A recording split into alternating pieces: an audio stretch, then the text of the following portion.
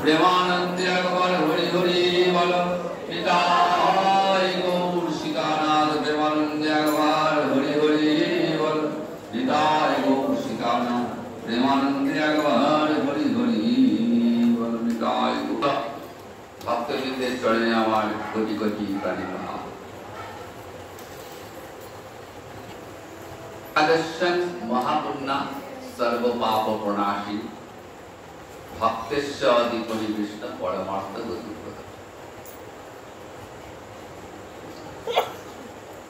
एकादशीर मतो पुण्य तिथि जगते द्वितीय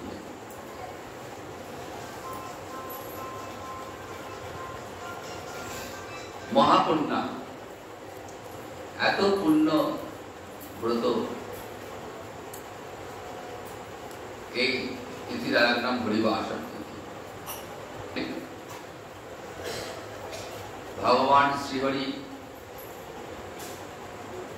भक्तेर काछाकाछि चले आसे हरिवासर बासर शब्देर अर्थ दिन अर्थात এই দিনটি ভগবানের বিশেষ প্রিয় হরিবাসরের দিন উপস্থিত হলে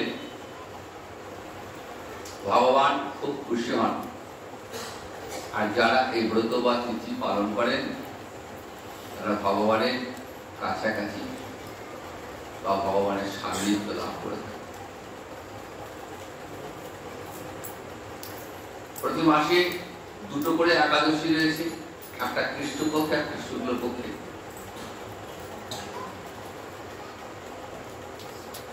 আর 8টা মহাদ্বাদশী রয়েছে। हरिभक्ति विलास से सनातन गोस्वामी पाद स्पष्ट करे बोललेन যে এই 8টি মহাদ্বাদশী উপস্থিত হলে একাদশী পরিত্যাগ করে মহাদ্বাদশী ব্রত পালন করতে হবে। তাই আজকে আমরা ব্রতটি করছি মহাদ্বাদশী ব্রত, বিজয়া মহাদ্বাদশী।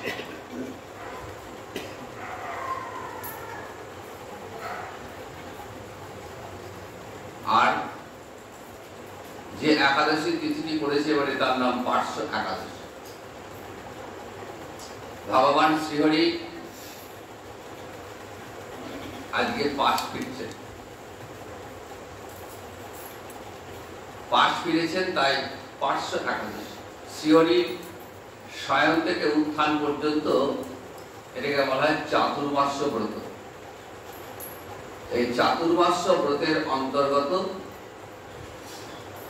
পার্শ্ব একাদশী, বিজয়া মহাদ্বাদশী। এই চাতুর্মাস্য ব্রত যারা পালন করেন বিশেষ নিয়মের মধ্য দিয়ে, এই ব্রতের কিছু বিধিনিষেধ রয়েছে। আর এই চাতুর্মাস্য ব্রতেরই অন্তর্গত হলো নিয়ম সভা। দুর্গা পুজোর পর যে একাদশী, সেই একাদশী থেকে নিয়ম সভা ব্রতের শুরু হয়। এটি চাতুর্মাস্য ব্রতের অন্তর্গত। যারা চাতুর্মাস্য ব্রত পালন করতে পারেন না তারা নিয়ম সভা ব্রত পালন করে। চাতুর্মাস্য ব্রতে শুরু হয় শ্রাবণ মাসে। যেমন শয়ন একাদশী পড়ে গেলে ভগবানের শয়ন, শ্রীহরির শয়ন হয়ে গেল। তারপর চাতুর্মাস্য ব্রত 4টে মাস। এই 4টে মাসে 4 প্রকারের খাওয়া বর্জন রয়েছে। যেমন শাক, শ্রাবণ মাসে শাক নিষিদ্ধ, ভাদ্র মাসে দই নিষিদ্ধ, আশ্বিনে দুধ, আর কার্তিকে মাসকলাই। এই চাতুর্মাস্য ব্রতে 4টে মাসে 4টে খাবার বর্জন করে ভগবান শ্রীহরির আরাধনা করতে হয়। আর প্রতিটি একাদশী ব্রত যথাযথভাবে পালন করতে হয়। আর যারা 12 মাস 30 দিন যারা গোবিন্দ চরণ সেবা করছেন, গৌর চরণ সেবা করছেন, যারা ব্রত পালন, চাতুর্মাস্য ব্রত তো অনেকেই পালন করতে পারেন না, সম্ভব নয়, গৃহী মানুষদের পক্ষে সম্ভব হয়ে ওঠে না। নিয়ম সভাটা ঠিক আছে। আর চাতুর্মাস্য ব্রত সাধারণত দেখবেন সাধু সন্ন্যাসী বা যারা আশ্রমী সেখানে খুব নিষ্ঠার সঙ্গে পালিত হয়ে থাকে। তো আজকে আমরা যে পুণ্য তিথিতে সমবেত হয়েছি গৌরচরণে, সেই তিথিটির নাম হল বিজয়া মহাদ্বাদশী। ভাদ্র মাসের শুক্লপক্ষে যে একাদশী তার নাম পার্শ্ব একাদশী। ভগবান শ্রীহরি শয়নে আছেন, তিনি পাশ ফিরছেন, তাই পার্শ্ব একাদশী। কিন্তু এই একাদশী ব্রতটা আমরা পালন করিনি, তার কারণ আজকে মহাদ্বাদশী ব্রত করেছে। কেমন করে হলো ব্রতটি? বলছেন একাদশীর পরে দ্বাদশীর দিন যদি শ্রবণা নক্ষত্র যোগ হয় তাহলে একাদশী পালিত না হয়ে একাদশী শ্রবণা দ্বাদশী পালন করা হবে, এবং এটি মহাদ্বাদশী।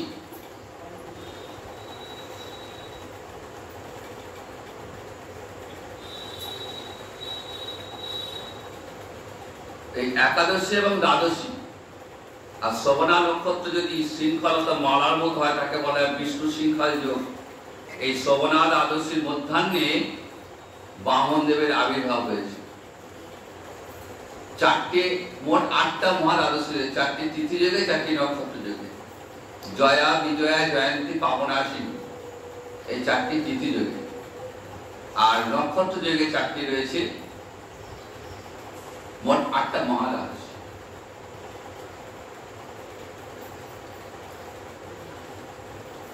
তো আজকে বামন দ্বাদশী, এটাকে বলা হয় বামন দ্বাদশী।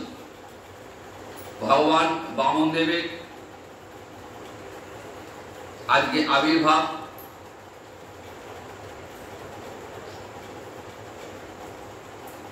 ব্রহ্মবৈবর্ত পুরাণে ভাদ্র মাসের শুক্লপক্ষে যে পার্শ্ব একাদশী, সেই পার্শ্ব একাদশী ব্রতের মাহাত্ম্য যুধিষ্ঠির শ্রীকৃষ্ণ সংবাদে বর্ণিত হয়েছে। যুধিষ্ঠির বলছেন, হে কৃষ্ণ, ভাদ্র মাসের শুক্লপক্ষে যে একাদশী তার নাম কি, আর এই ব্রত পালনের বিধি কি, আর ব্রত পালনে কি পুণ্য লাভ হয়? শ্রীকৃষ্ণ বলছেন, হে মহাধর্মরাজ, এই মহাপুণ্যদা সমস্ত পাপহারিণী এবং মুক্তিদায়িনী এই একাদশী বাজপেয় যজ্ঞ থেকে বেশি ফলদান করে। আর এই যে ব্যক্তি এই তিথিতে ভক্তি সহকারে ভগবান শ্রী বামন দেবের পূজা করেন তিনি ত্রিলোকে পূজিত হন। পদ্মফুলে পদ্মলোচন শ্রী বিষ্ণুর অর্চনাকারী তিনি বিষ্ণুলোক প্রাপ্ত হন। ভগবান পার্শ্ব পরিবর্তন করেন, তাই এর নাম পার্শ্ব একাদশী বা পরিবর্তনী একাদশী। তো যুধিষ্ঠির বলছেন, হে জনার্দন, আপনার এই সকল কথা শোনার পরেও আমার সন্দেহ পূর্ণরূপে দূর হয়নি। আপনি কেমন করে শয়ন করেন আর কেমন করে বা পার্শ্ব পরিবর্তন করেন, আর চাতুর্মাস্য ব্রত পালনকারী কি কর্তব্য, এবং আপনার শয়নকালে জীবের কি কর্তব্য, এ সম্পর্কে আমাকে বলুন। আর এই বামন দেবের আবির্ভাব তিথি, সেই বামন দেবের আবির্ভাব তিথিতে আপনি আমাকে এটাও বলুন যে বামন দেব কেন দৈত্যরাজ বলিকে বন্ধন করেছিলেন, এই সমস্ত বৃত্তান্ত জানতে চাইলেন। তখন শ্রীকৃষ্ণ বলছেন, হে রাজন, দৈত্যকুলে আবির্ভূত প্রহ্লাদ এই প্রহ্লাদ মহারাজের পৌত্র ছিলেন বলি অতি ভক্ত। তিনি আমার ভক্ত ছিলেন এবং আমার সন্তুষ্টি বিধানের জন্য গো ব্রাহ্মণাদি এবং যজ্ঞাদি ব্রত সম্পাদন করতেন। কিন্তু ইন্দ্রের প্রতি বিদ্বেষবশত সমস্ত দেবলোক সে জয় করে নেয়। তখন দেবতাগণ ইন্দ্রের শরণাপন্ন হয়েছিল। ইন্দ্রাদি দেবগণ যখন আমার কাছে প্রার্থনা করে, তখন আমি বামন বেশে বলি মহারাজের যজ্ঞে উপস্থিত হয়েছিলাম। আমি ত্রিপাদ ভূমি প্রার্থনা করেছিলাম। তো বামন আমাকে ত্রিপাদ ভূমি দিতে ব্যর্থ হয়েছিল এবং তার ফলস্বরূপ আমি তাকে বরুণ পাশে বদ্ধ করেছিলাম। ভাদ্র শুক্লপক্ষিয়া একাদশীতে ভগবান শ্রী বামন দেবের এক মূর্তি বলি মহারাজের আশ্রমে স্থাপিত হয়েছিল। আর দ্বিতীয় মূর্তিটি ক্ষীরসাগরে অনন্ত দেবের কোলে শয়ন একাদশী থেকে উত্থান একাদশী পর্যন্ত 4 মাস শয়নে থাকেন। এই 4 মাস যে ব্যক্তি নির্দিষ্ট নিয়ম ব্রত বা জপ ব্যতীত দিন যাপন করে, সে মহামূর্খ। জীবিত থাকলেও তাকে মৃত জানতে হবে। তো আজকে আমরা সেই বামন দেবের আবির্ভাব সম্পর্কে একটু সংক্ষেপে আমরা জানার চেষ্টা করব। বামন দেব কখন তিনি এলেন অবতার রূপে, কেনই বা এলেন, কেনই বা বলি মহারাজকে কৃপা করলেন, এই সমস্ত বিষয়গুলো আমরা একটু জেনে নিই।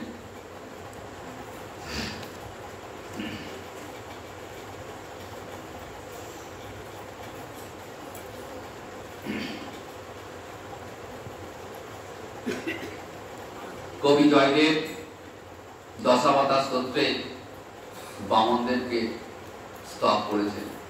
ছলয়সী বিক্রমেণ বলে অদ্ভুত বামন, পদনাখ নীরা জনিত জন পাবন, কেশব ধৃত বামন রূপ, জয় জগদীশ হরি। ভগবান শ্রীহরি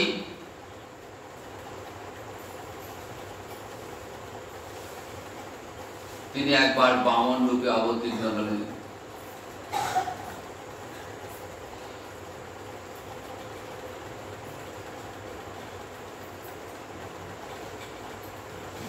অদিতি গর্ভকে আশ্রয় করে শ্রবণা দ্বাদশী তিথিতে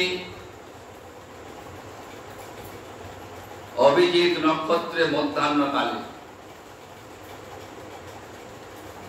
এই শ্রবণা দ্বাদশীকে বলা হয় বামন দ্বাদশী বা বিজয়া দ্বাদশী। এটি বামন রূপে ভগবানের আবির্ভাব তিথি। কবি জয়দেব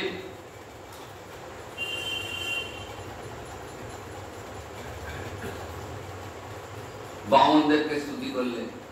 কি বললেন? যিনি বলিকে অদ্ভুত বামন বেশে পদবিক্ষেপের দ্বারা ছলনা করেছিলেন, যার পদরকের জলে জগৎ পবিত্র, সেই বামন রূপী জগদীশ্বর শ্রীহরির জয় হোক। বলি কে ছিলেন? প্রহ্লাদের পুত্র,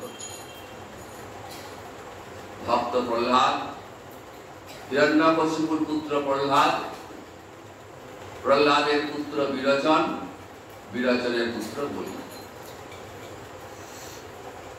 ভক্ত বংশে জন্মগ্রহণ করেছিলেন, তাই গোবিন্দের কৃপা প্রাপ্ত হয়েছিলেন। বলি মহারাজ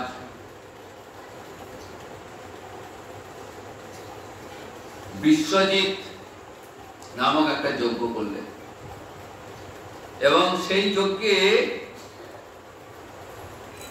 তিনি বিশ্বজয়ীর ক্ষমতা লাভ করেছিলেন, ত্রিভুবন অধিকার করলেন।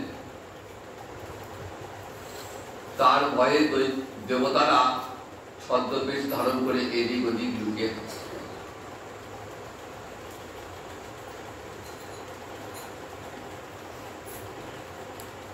এদিকে বলি মহারাজ বিশ্বজয়ী হয়ে প্রচুর দান দক্ষিণা করছেন, ব্রাহ্মণ বৈষ্ণব থেকে সকলকে দান দিচ্ছেন। সেই দামের কোনো সীমা পরিসীমা নেই, কাউকে ফেরাবেন না, কারণ তিনি দানবীর নামে খ্যাত। এদিকে দেবতাগণ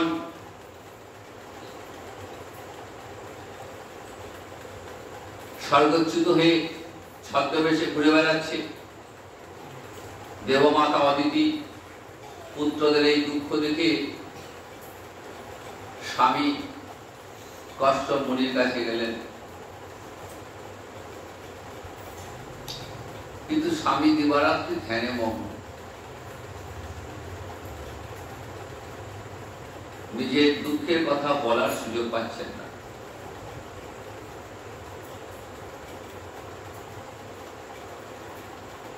তো সুযোগ উপস্থিত হলো, একদিন সুযোগ পেলেন, স্বামী কশ্যপকে নিজের দুঃখের কথা বললেন। তখন স্বামী অদিতিকে বলছেন, দেখো যে কোনো দুঃখ কষ্ট থেকে মুক্তি পেতে গেলে একমাত্র ভগবান শ্রীহরির অর্চনা করতে হবে। তুমি শ্রীহরিকে তুষ্ট করো এবং তার জন্য একটা ব্রত পালন করতে হবে, যার নাম পয়ব্রত। এই পয়ব্রত আচরণ করলে ভগবান শ্রীহরি তুষ্ট হবেন এবং তোমার মনের বাসনা পূর্ণ হবে। স্বামীর উপদেশ মেনে অদিতি এই পয়ব্রত আচরণ করলেন খুব নিষ্ঠার সঙ্গে, এবং এই পয়ব্রত আচরণ করার ফলে ভগবান শ্রীহরি অত্যন্ত প্রীত হয়ে তুষ্ট হয়ে অদিতির সামনে অবতীর্ণ হলেন। অদিতি কৃতাঞ্জলি ফুটে গলবস্ত্র লগ্নি হয়ে ভগবান শ্রীহরির চরণ ধুয়ে নিলেন। ভগবানের কাছে প্রার্থনা করছেন, হে গোবিন্দ, আমি যে দীনা অসহায়া, আমার পুত্রগণ আজ ঘোর সংকটে, দৈত্যরাজ বলি ভয়ে আজ তারা স্বর্গচ্যুত। তা হে জগৎপতি,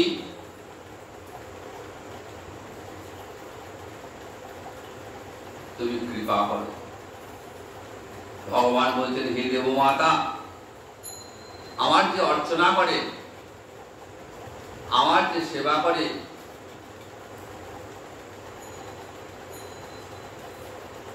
তার মনোবাসনা পূর্ণ হয়।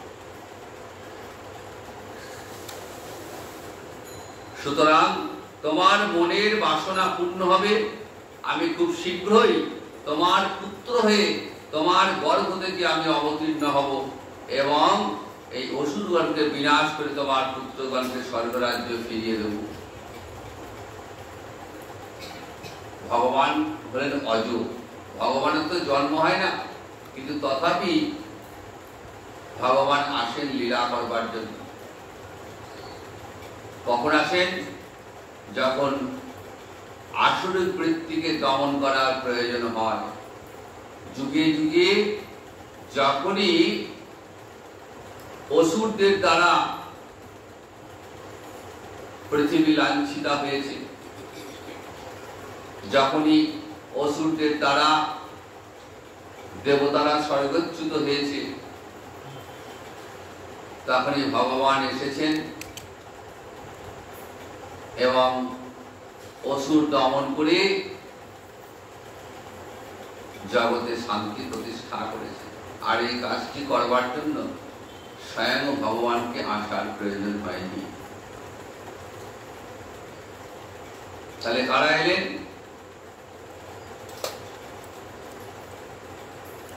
ভগবানের অংশের অংশ, কলা অবতার রূপে অবতীর্ণ হয়েছেন।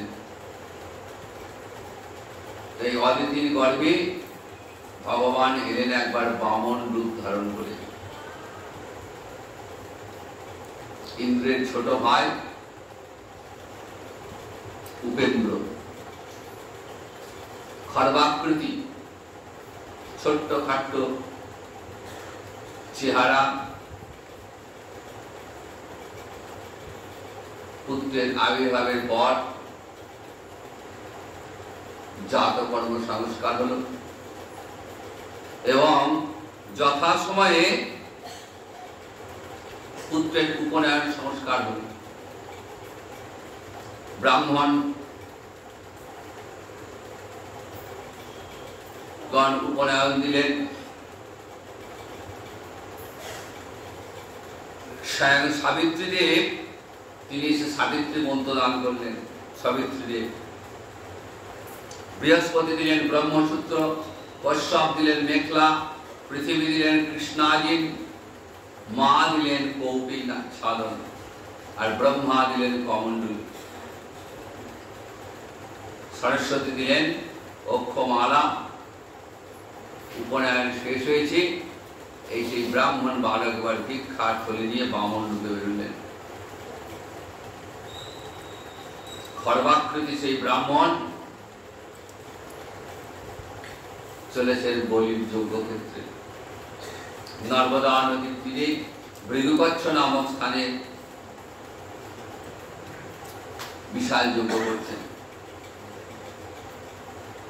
দৈত্যগুরু শুক্রাচার্যের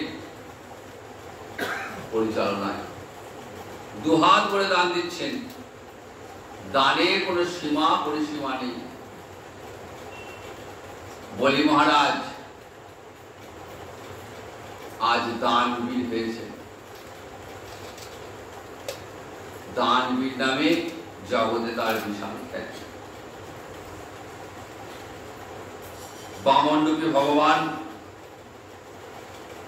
যখন সেই যজ্ঞক্ষেত্রে প্রবেশ করছেন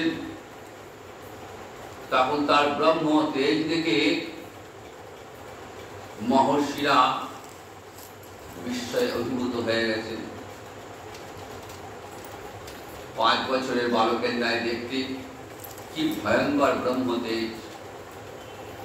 অনেকটা পরিশ্রমে মুখটি লাল হয়ে গেছে। আর এই বামন রূপী ভগবানকে দর্শন করে বলি মহারাজ সঙ্গে সঙ্গে আসন ছেড়ে উঠে দাঁড়িয়েছে।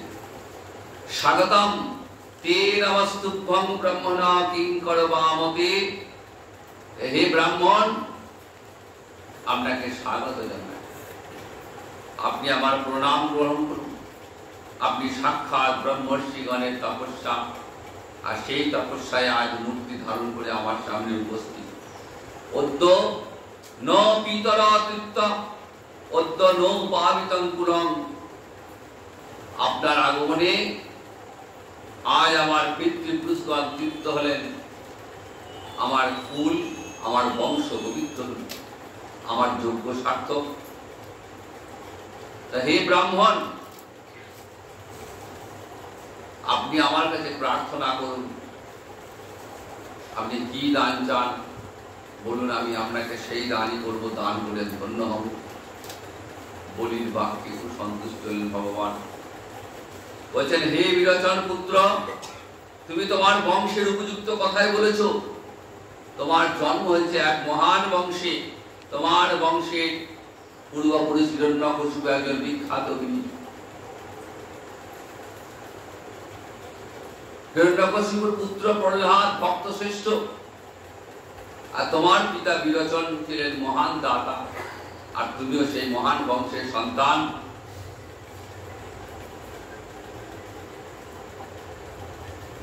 তাই তুমি আজ এই মহান কাজে ব্রতী হয়েছ। তখন বলি মহারাজ বলছেন, যদি আপনি এই দাসের নিকট থেকে দান গ্রহণ করেন তাহলে আমি কৃতার্থ হব।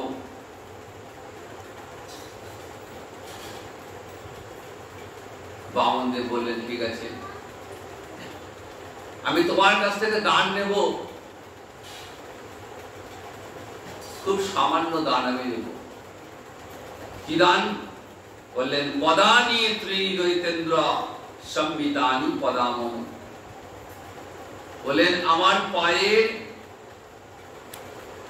মাপে ত্রিপাদ পরিমিত ভূমি আমি চাই।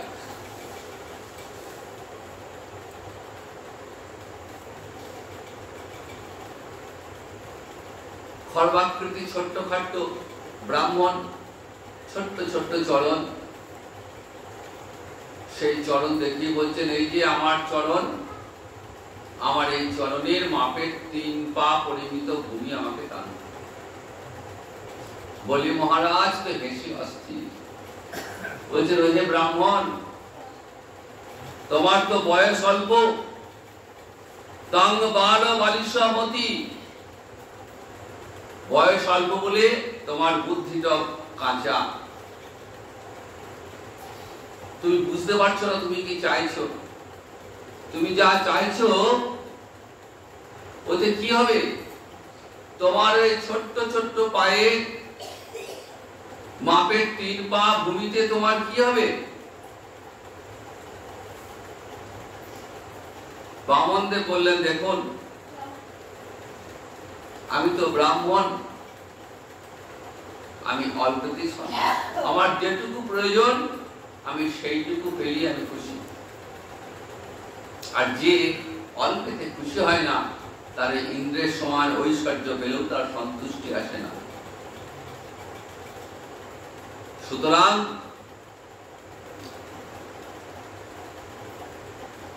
নির্লোভ ব্রাহ্মণের ব্রহ্ম তেজ বৃদ্ধি প্রাপ্ত হয়। ব্রাহ্মণ যদি নির্লোভ হয় তাহলে তার ব্রহ্ম তেজ বৃদ্ধি প্রাপ্ত হয়, আর আমার এটি আমার প্রয়োজন সিদ্ধ হবে।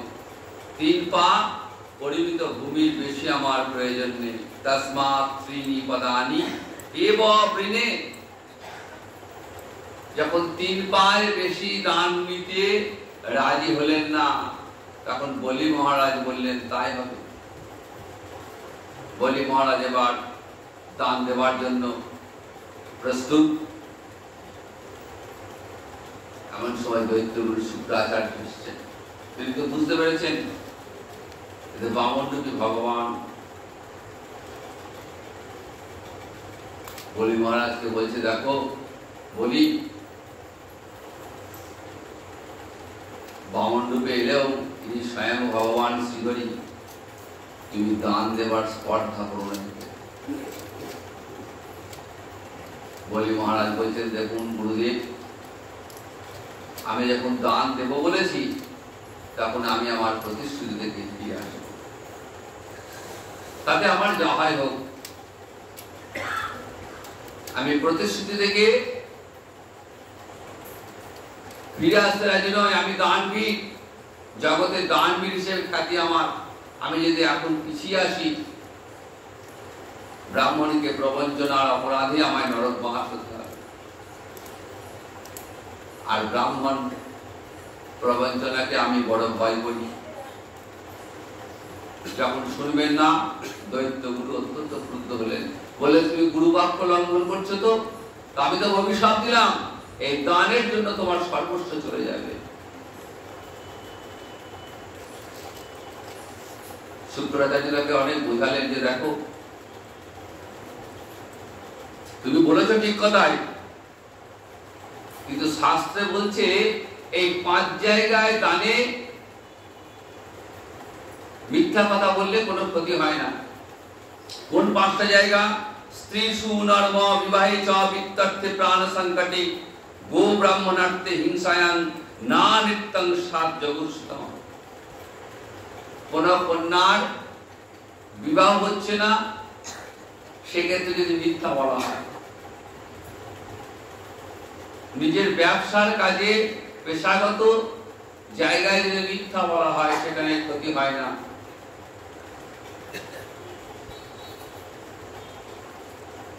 নিজের স্ত্রীর সঙ্গে পরিহাসকালে মিথ্যে বললে ক্ষতি হয় না,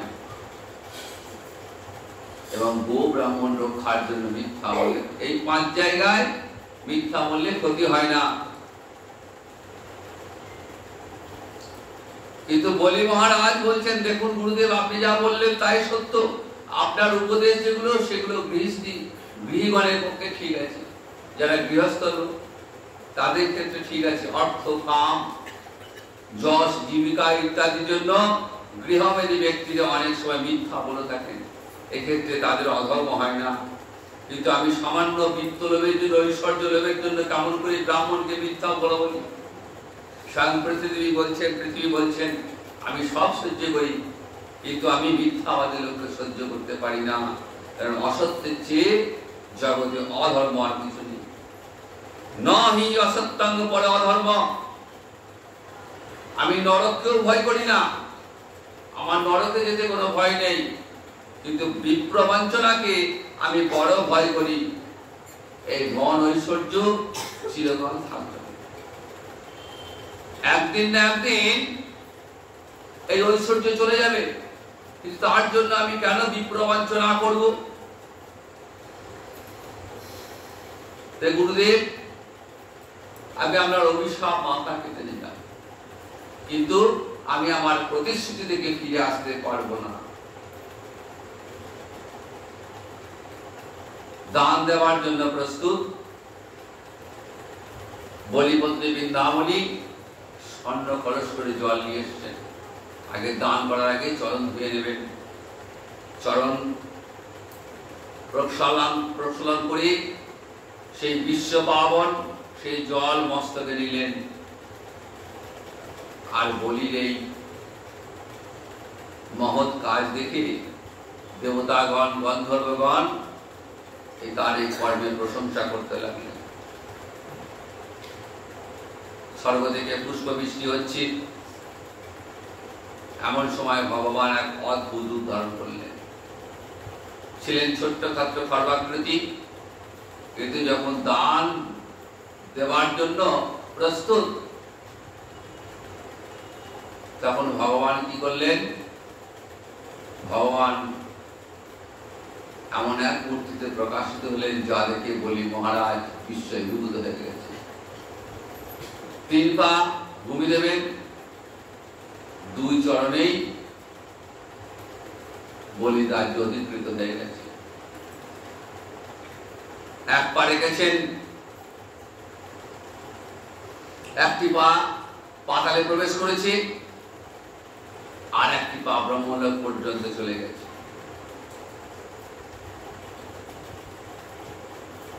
আর শরীরটা এত বড় হয়েছে যে সমগ্র অন্তরিক্ষ, ওপরে ব্রহ্মলোক, নিচে পাতাল, সপ্তলোক অধিকৃত হয়ে গেছে। আর সমগ্র অন্তরিক্ষ শরীর দ্বারা অধিকৃত হয়ে গেছে।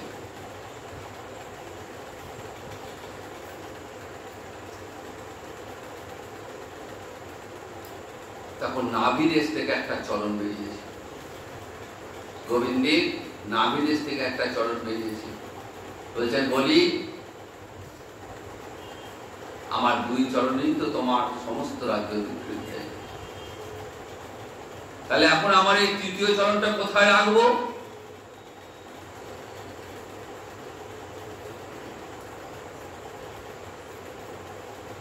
বলি মহারাজও কম যান না। তিনি প্রথমে ভয় পেয়ে গেলেন যে আমি তো দান দিতে অসমর্থ হয়ে গেলাম, তাহলে তো আমার কথা থেকে আমি বিচ্যুত হলাম।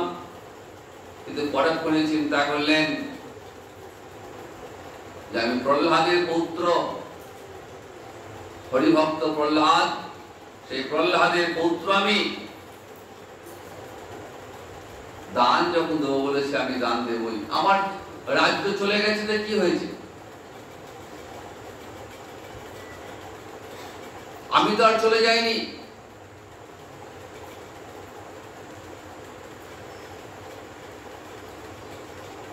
বৃন্দাবনে ছুটে এসছেন, দান দিতে পারেননি বলে বলে মহারাজ নাক পাশে, বরুণ পাশে আবদ্ধ করেছেন।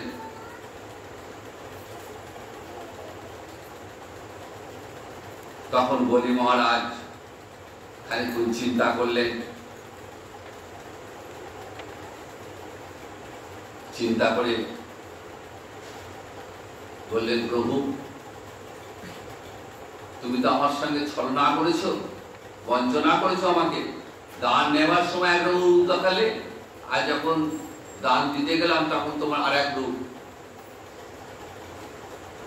তা প্রভু এখন আমার আর কিছুই নেই, তাই কোথায় তুমি রাখবে তোমার এই তৃতীয় চরণটি? তুমি আমার মস্তকের উপর দাও প্রভু। স্থান লহ বলিয়া মস্তক পাতি দিল, বামন বলির শিরে পদ সমর্পিল। গগনে কুসুম বৃষ্টি করে দেবগণ, দুন্দুবীর ধ্বনি হয় মধুর নিঃসন। অপ্সরী কিন্নরী নাচে গাইতে গন্ধর্ব, জয় জয় করে সব সুরাসুর সর্ব। সমস্ত দেবতা অসুরগণ বলি মহারাজের জয় দিতে শুরু করলেন। বলিপত্রী বৃন্দাবলী এসছেন, বলছেন, স্বামী এখনো তোমার কিসের অহংকার, এখনো তোমার কিসের অহংকার? তোমার তার কিছুই নেই। তুমি গোবিন্দ চরণে আত্মসমর্পণ করো।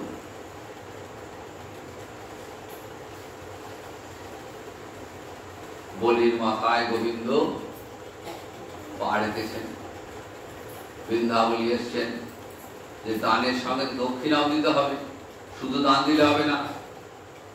তাই বৃন্দাবলী বলছেন যে প্রভু আমি যে কিছু দক্ষিণা দিতে চাই,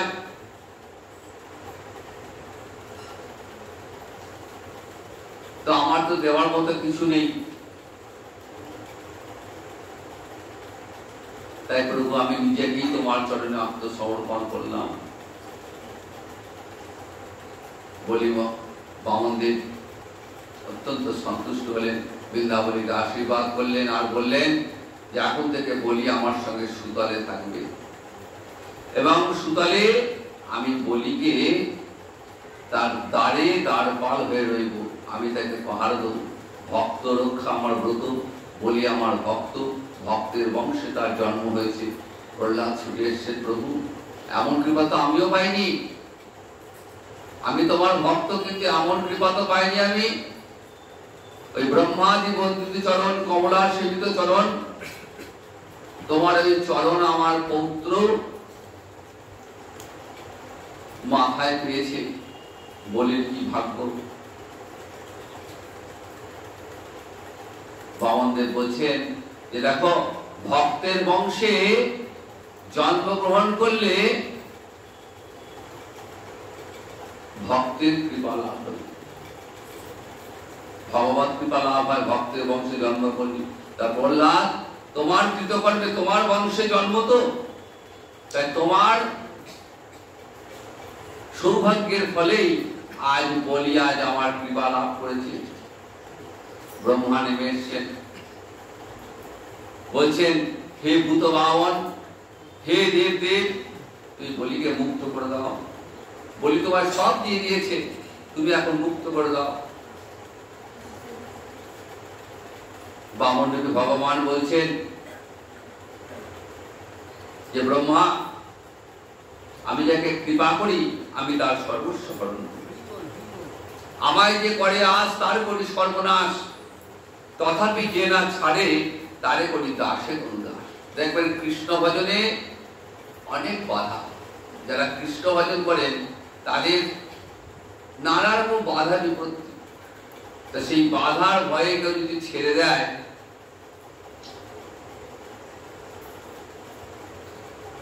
তিনি কিন্তু কৃপা লাভের অধিকারী হবে। তার যে বাধা সত্ত্বেও গোবিন্দ চরণ আঁকড়ে ধরে থাকে, গৌর চরণ আঁকড়ে ধরে থাকে না। ভগবান বলছেন আমায় যে করে আস তার করি সর্বনাশ, তাতেও যে আমায় না ছাড়ে তাকে করি আমার দাসানুদাস। শত বাধা বিপত্তির মধ্যেও যে গোবিন্দ চরণ সার করেছে, ভগবান তাকে তার দাসানুদাস বানিয়েছেন। আজকে এই পবিত্র বামন দেশে বামনদেবের পূর্ণ আবির্ভাব তিথি,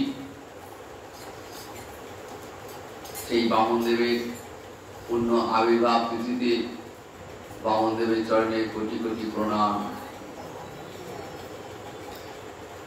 জয় জয় শ্রী ভগবান বামদেব। এই বামন চরিত্র যারা শ্রবণ করে,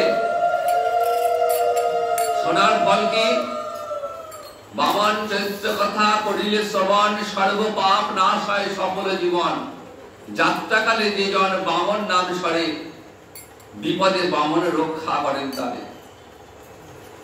ঘর থেকে বেরোচ্ছেন, কোনো কাজে যাচ্ছেন, যে কোনো কাজে যান, বেরোবার সময় শুধু বামনদেবকে স্মরণ করবেন। গমনে বামনান চৈব, গমনে বামনান চৈব, গমনে বামনান চৈব। 3 বার বামনদেবকে স্মরণ করে বামনদেবের নাম উচ্চারণ করে বেরোবেন, কোনো বিপদ আসবে না। স্মরণটা কেমন হবে? অন্তর থেকে স্মরণ হবে। ওই কোনো রকমের মুখে বেরিয়ে বলে চলে গেলাম, ওতে কোনো কাজ হবে না। অন্তর দিয়ে বামনদেবকে ডেকে বেরোবেন, দেখবেন পথে ঘাটে রাস্তায় কোনো বিপদ আসবে না। তো আজকে আর সময় নেই, আজকে হরিবাসরে হবে আরতির পর, তাই আজকে এখানে বিশ্রাম দিচ্ছি। জয় নিতাই, জয় গৌর। জয় জয় রাধে কৃষ্ণ গোবিন্দ, জয় জয় রাধে